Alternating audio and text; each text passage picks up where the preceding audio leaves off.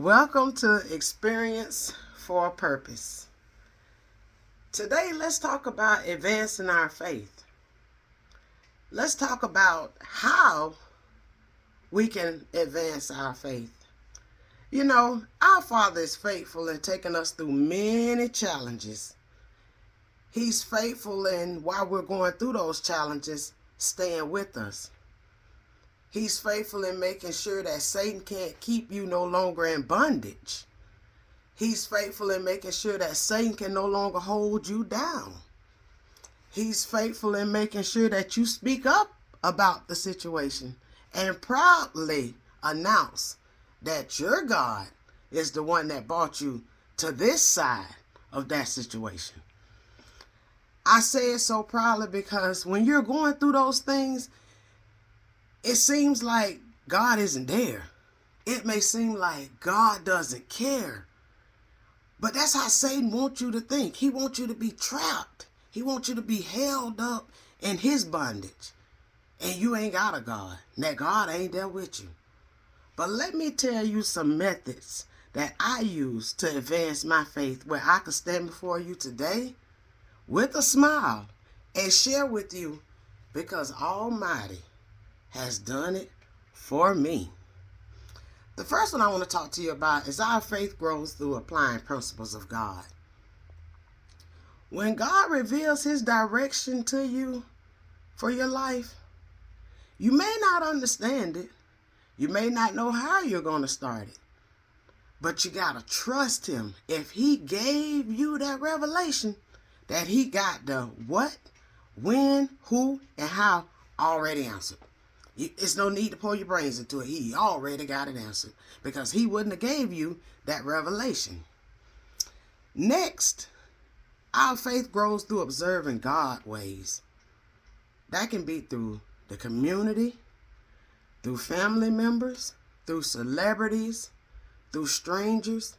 We can watch someone from their lowest, their silence, their most uncomfortable situation rise up and blossom. And when I say rise up and blossom, it's like a change from night and day. We may not know it. We may not know how, but we're able to recognize it. And that's one of the ways that God's revealed his work to us, in hopes that it'll advance our faith to lean more toward him. Our faith also grows through observing and obeying and leaving the consequences to him. Now that's a challenge, because the word says, vengeance is mine and I shall repay. But we all know the flesh can have you do some things that's against God. But when we learn that the consequences belong to him, and we trust that he'll take care of it, because he's already known who did it, why they did it, and how they did it, you don't have to gloat when it comes back on them. Don't gloat in it. Just ask God to have mercy, because it's going to come back to them. Our faith grows through worshiping. You know, you don't always have to be in church every Sunday, a Bible study when it calls. But pick you a designated time that you're going to dedicate and let it be known. Stand by it, let your family know.